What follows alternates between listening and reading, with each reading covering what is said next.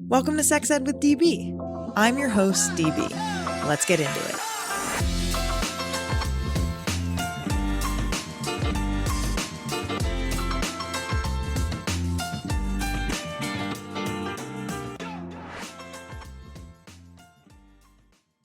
Hello, gorgeous listeners. Happy Friday. I am so excited to be here to answer another listener question.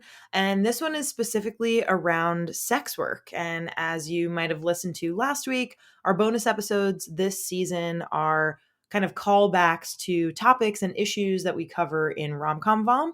And if you haven't listened to this past Wednesday's episode on Pretty Woman, highly recommend a listen. We go over a theme around Hollywood's portrayal of sex work in the 1990s. And so the thing that I wanted to go over today are what are the 5 things that you don't know about sex workers? I think sex work in general is, a booming industry, and people are familiar kind of with it, but I don't think that people really know as many details as we should, given that all of us should be advocating for sex workers to have rights, experiences that make them safe and feel like they are in control of their bodies, money, and their rights. And so here we go. 5 things that you don't know about sex workers. First, I want to go over the definition and share a few facts before those 5 major things. So sex work is the exchange of sexual services, performances, or products for material compensation. It includes activities or direct physical contact between buyers and sellers, as well as indirect sexual stimulation.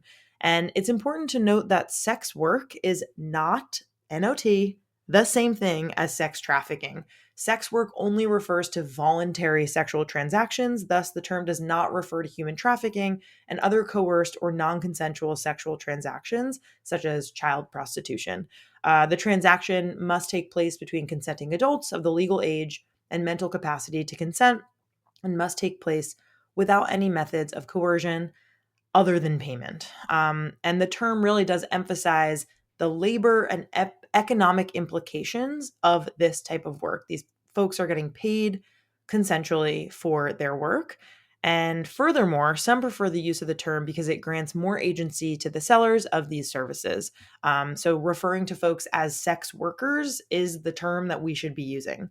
And I bet you couldn't guess how much money sex work, specifically in the US, makes. Essentially, within the US, the full service sex work industry generates 14 billion with a B dollars annually.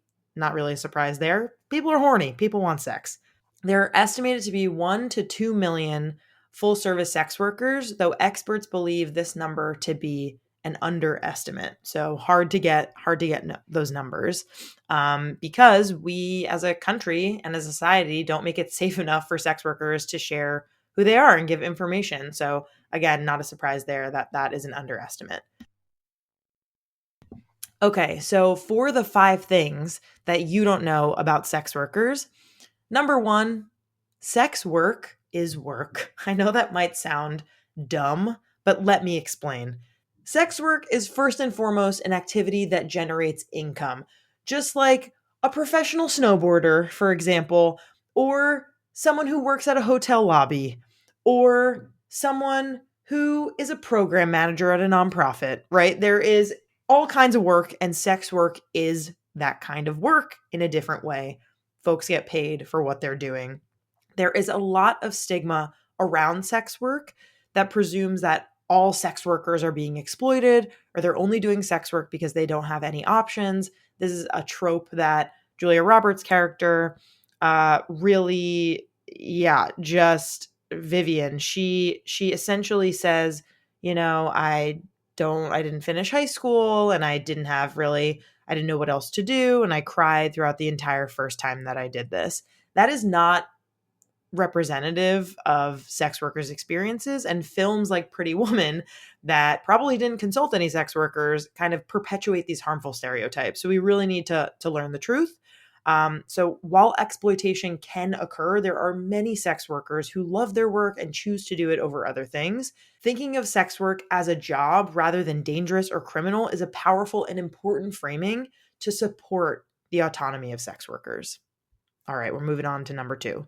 Sex work isn't just prostitution or full service sex work. So when people hear the term sex worker, they immediately think prostitution, aka having physical sex for money.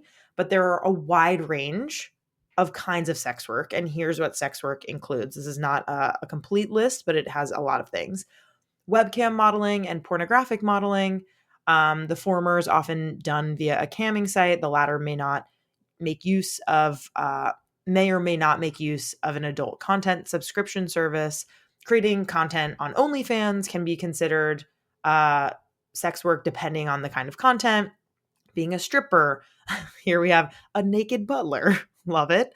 Pole dancing, phone sex operators, erotic dancing, erotic massage, escort services, girlfriend experiences, sugar babies, street sex work, indoor sex work like brothel work, massage parlor related prostitution, bar casino prostitution, being a dominatrix, being a part of the BDSM community that specifically works in sex work.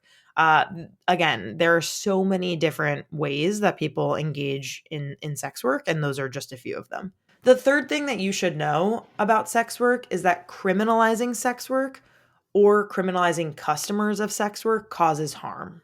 Across the world, there are different legal statuses of sex work, right? So from those that make being a sex worker a crime, to those that only criminalize the clients who buy sex work, to all the way to total discrimination, right? And so any laws that make any aspect of sex work a crime, including what is known as the Nordic model, where sex workers are not criminalized, but their clients are, cause harm to sex workers by forcing them to work underground. And we had one question in our IG broadcast group. If you haven't seen that, highly recommend. You get to kind of share details of what you want us to cover, as well as hear, behind the scenes stuff and teasers for episodes. So one person in there said, like, how do we make sex workers feel safe, or how do they feel safe? And definitely by not criminalizing them and by not criminalizing clients who buy sex work, because it forces them to not be able to coordinate with each other in order to be as safe as possible. And yeah, essentially, as we know, banning anything just makes people want to do it, and they won't do it as safely if we ban it. So again, criminalizing sex work or customers can cause harm. The fourth thing that you need to know is that recent US policies have made sex workers less safe and forced them offline. In 2018, the Stop Enabling Sex Traffickers Act and Allow States and Victims to Fight Online Sex Trafficking Act, aka SESTA FOSTA, that might have sounded familiar to you rather than the whole name, was signed into law. And the goal of the law was to hold online service providers, so websites like Backpage, Craigslist, or even Facebook, liable if their sites were used to facilitate sex trafficking. But the law has led to a broad chilling effect and censorship of sex workers online. And this is when we're talking about forcing folks to go underground and not be able to coordinate in order to keep each other safe and themselves safe. Sex workers have had their personal social media pages shut down, and online spaces that sex workers relied on to stay safe, like spaces to discuss and screen clients, have disappeared. And as a result, SESTA FOSTA has made sex work even more dangerous while also increasing censorship of sexual health topics.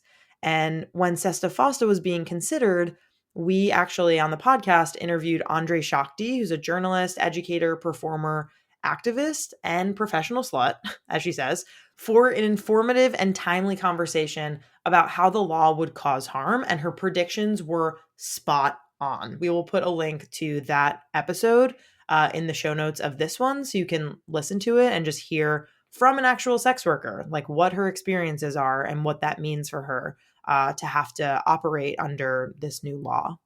Okay, the last thing that you should know about sex workers, number 5, is that people who care about bodily autonomy should advocate for sex workers. Like if you yourself are saying, I, as a person, deserve rights to my reproductive freedom and my reproductive health and my safety and my rights, then the same logic should apply to sex workers, right? So many activist organizations who organize around reproductive autonomy, abortion, the rights of queer people, and reducing over-policing and over-incarceration have gotten involved in the fight to legalize sex work, and for good reason, right? The same populations who are already criminalized at disproportionate rates, like people of color, queer people, people experiencing homelessness, are also more likely to be criminalized for engaging in sex work. In addition to supporting the rights of sex workers to engage in their work, to use their body as they choose, that's in alignment with these movements' belief that all people have the right to make decisions about their bodies, their sexuality, and their lives. So at the end of the day, we should be supporting sex workers. We should be advocating for sex work to be decriminalized and safer for sex workers all over the world. And I want to shout out an organization who is doing really incredible work when it comes to advocating for sex workers' rights. So let me briefly tell you about the Red Umbrella Fund. The Red Umbrella Fund is the first and only global fund dedicated to supporting the rights of sex workers. It was established in 2012 to respond to the lack of funding available for sex workers' rights organizing. In line with its core values of autonomy and ownership, Red Umbrella is a sex worker-led participatory fund. We'll put a link to them in the show notes in case you want to learn more. But we should be looking at organizations like the Red Umbrella Fund that are led by sex workers in order to see what they're seeing, what they're experiencing, and where they need support and advocacy. Thank you so much for listening. I love you all. Have a fantastic weekend. Goodbye. Our creator, host, and executive producer is me, Danielle Bezalel, aka DB. Our producer is Sadie Levy. Our communications lead is Catherine Cohen. Our marketing coordinator is Alex Bateman. Our music theme is by Hook Sounds. Thanks so much to our featured guests, partners, and listeners.